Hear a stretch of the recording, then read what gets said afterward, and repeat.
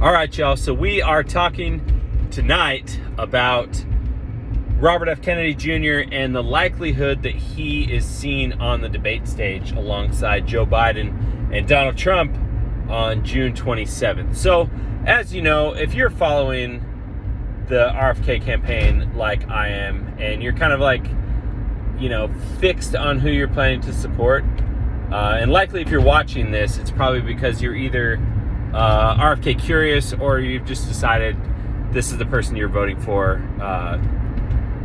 rain, shine, sleet, or snow kind of thing. And that's kind of the camp I'm in. What are the odds that he actually ends up on the debate stage? And so one of the important things, the milestones that his campaign actually hit, is they believe that they have submitted the documentation, i.e., aligned with or received party nominations of these really small, like virtually non-existent parties in certain states, or turn in enough signatures. According to the RFK website, they believe that they have put in the proper documentation, etc., for 278 qualified electoral votes. Meaning if they won every single state where they believe they'd turn in the documentation, they could win the election, right? That's the whole premise behind what was keeping him off the debate stage, one of the two major requirements, right? However, if you're paying attention as I am, just because you submit 100,000 signatures of people that want you to be on the ballot doesn't mean that state legislature has to count them in a timely fashion. There are deadlines for these petitions to be in by, and I would assume that there would be a lot of pressure from either the RNC or the DNC to some of these states to delay counting of these ballots until after one or two of the debates. It only makes sense, right? If the whole idea is to make the qualifications difficult for RFK, not technically impossible, but so difficult that it would be unreasonable to expect an independent candidate to be able to meet them, you would think that if you were getting close, they would just apply pressure to the state bodies that align with their ideology, right? Whether if it's a blue state or a red state, just to put pressure on them to not certify enough signatures for that the independent candidate to qualify. I'm not saying that's what's happening, but it sure seems like as the RFK campaign is turning in each state that they're submitting certified signatures for to meet these thresholds, they're turning in 60% buffer, which is borderline insanity. And I don't know what the parameters are, what qualifies as like a legitimate signature, not just that person lives in the state, but I think in some states that they would have had to not vote in the primary in order to be able to petition properly on behalf of RFK. So they have to go through and see if these people voted at all for any candidate. I know every state's different, but I believe that it's going to be a lot freaking tougher than just turning in the documentation. So you have the lawsuit in Nevada, which is a little bit of a setback. And let's say that he didn't qualify for the Nevada ballot. That puts him, instead of 278, that puts him at 272 of what their campaign believes they have qualified for. Now, technically, as of right now, they are officially on the ballot in 9 states, which the math I did, including California, Texas, Florida, which they're going to be on the ballot in all three, like the 3 largest states, as well as some of these smaller ones. I think it came out to somewhere around 140 to 170 electoral votes that they're officially on. So, as the that we're sitting at June 9th, so we're 11 days away from that deadline. It's possible that the tide turns in his favor. New York gets certified. I know there's DNC lawyers that are going after him there to disqualify or discredit their petition. So it's going to be a lot trickier. And the other thing is, as much as you and I, as we're watching this, we feel pretty confident that we like what we see in Robert F. Kennedy Jr. I disagree with certain stances that he has, right? And just just morally, I just don't support a few of his stances. I don't like. I'm not a big fan of the Zionism, even though as a Christian, like, it's hard to not support anything that's pro-Israel, being that part of our faith is that, we believe that, that the Lord Jesus Christ, when he returns, will return to the Jews, right? That we believe that they're, whatever that exactly means about them being the chosen people or the covenant people of the Lord.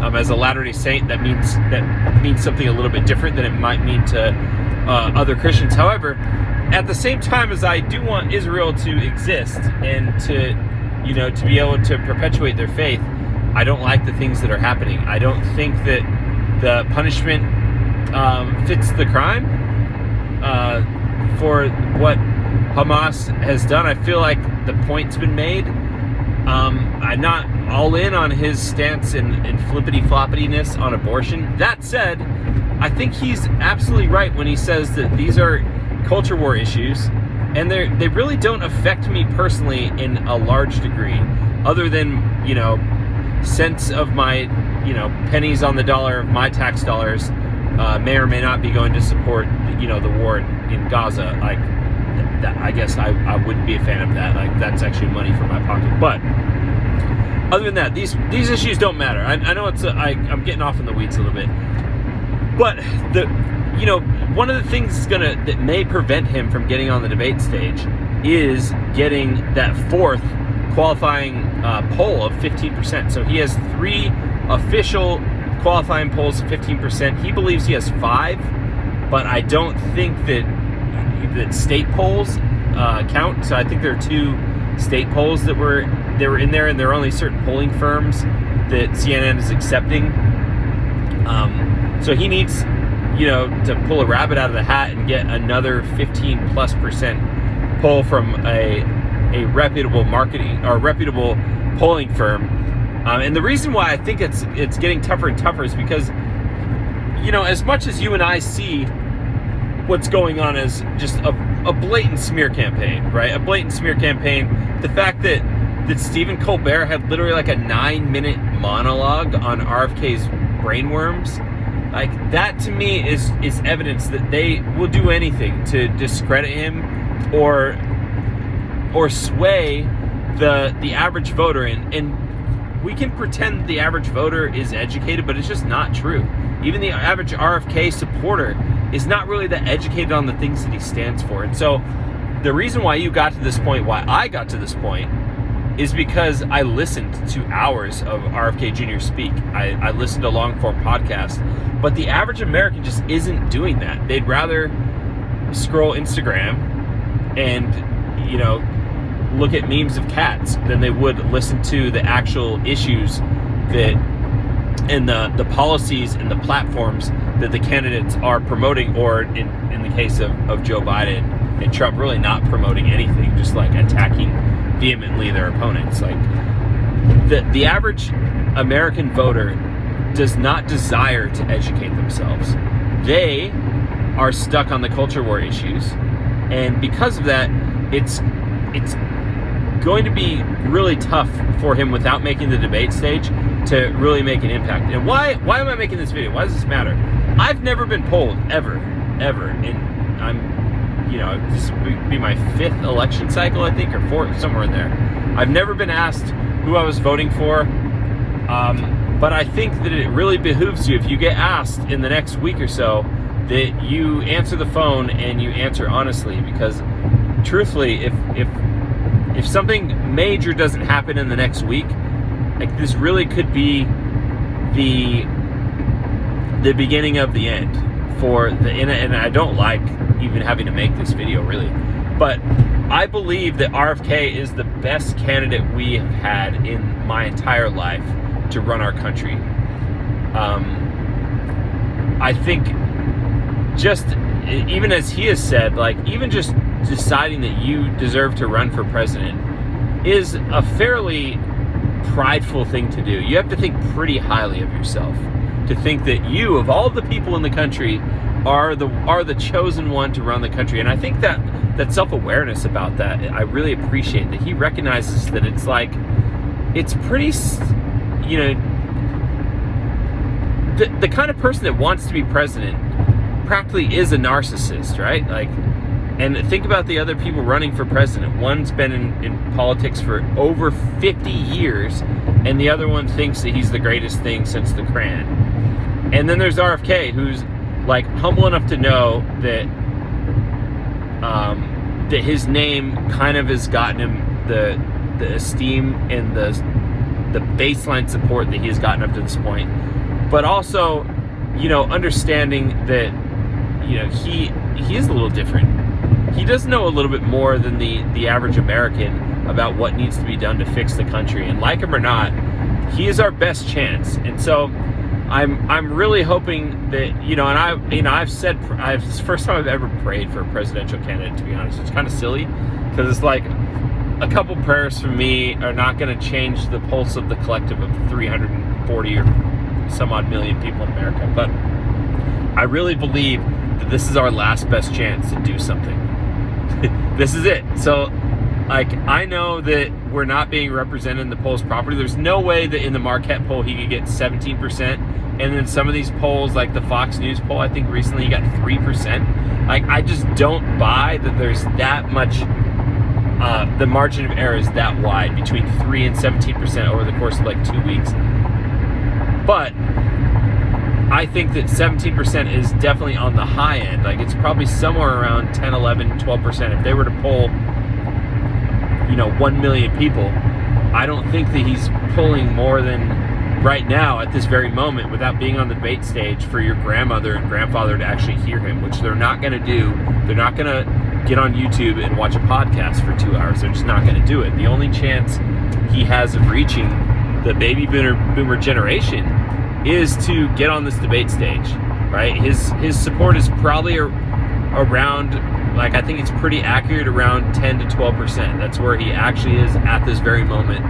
We need America. We need that fourth debate to come through, and we need some of these states to count the signatures so that he can technically qualify. Do I actually think even if he qualified that they're going to let him debate? No, I don't think Biden's going to show up. I think some hanky-panky's going to go on, but it's enough. If he meets these goals, it's enough that the media will have to take notice. They will just have to take notice, and I can see the dominoes turning in our favor. And so, you know, I've seen a lot of like absolute BS, like RFK shill channels that are just trying to like get views, like that don't have any substance or facts about the states he can actually win. I'm telling you guys, as somebody who is a strong supporter of Robert F. Kennedy, if both other major candidates continue to stay in the race, they don't go to jail, they don't die, I mean, a lot can happen between now and November. There are only a few states that he can legitimately campaign strongly in and win. And those states are Alaska and Maine, the two major ones that will have. Alaska will have ranked choice voting in this election. Maine has had it for 30 years. I think Maine is one of the best chances he has. Utah, these are the top three, like Maine, Utah, and Alaska. If you don't see the polls start to dramatically shift in his favor in any one of these states, none of the other states are really going to matter. I think Idaho and Arizona can fall into that category as well, and potentially Georgia. Maybe Nevada, maybe Hawaii. There are a couple like maybes, but like where he's at right now at 10% to the others polling in the high 30s to low 40s, that's a huge mountain to climb. And so I think if he were to make enough headway in one of these states, Utah or Maine, I think are probably the most likely, because there's historical precedent that these voters are willing to vote for a third party, right? Like, you can't just say like, oh, there's issues that he likes mountains and hiking, and people in Montana like mountains and the environment, like they'll vote for. That's not how electorates work. That's just not how voting bases work. There is a historical precedent in a few states that I think he could tap into. These people still live there, still probably have the same feelings. I know Utah, I wouldn't say closely, but it was at least on the table in 2016 that Utah could go to an independent candidate. These people think a little bit differently than the average conservatives. It is a red state.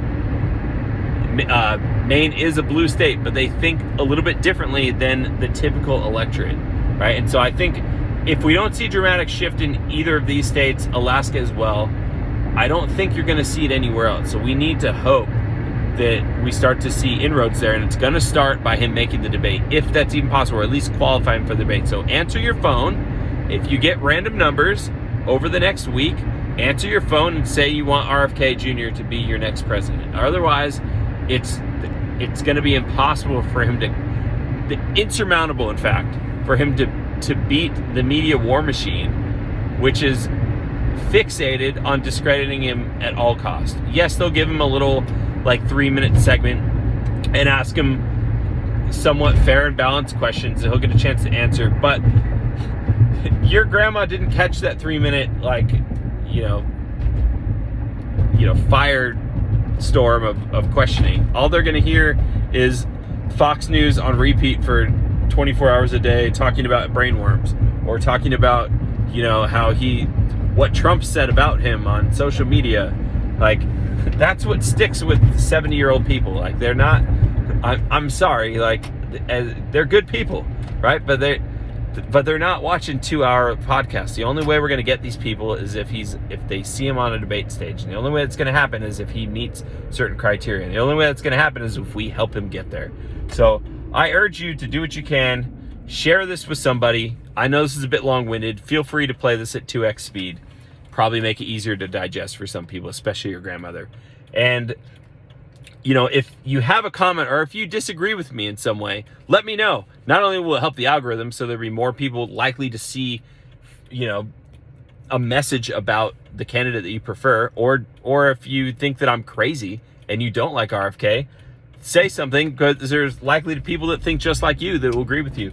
But I think that this is our last best chance. What happens over the course of the next month, assuming that, God willing, nothing happening, I don't want the president to die, or the former president to die, to open up a pathway for RFK to become the president. That's not what I want. But I'm just saying, assuming that nothing happens to either candidate, the next couple weeks are pivotal for what happens with our preferred candidate. So love you guys. If you're not subbed, which you're not, because I have 76 subs as of this, go ahead and click the sub and let me know what you want to hear about next. Hopefully I can make something with a little bit more entertainment value, a little higher production quality next time. But all right, signing off, y'all.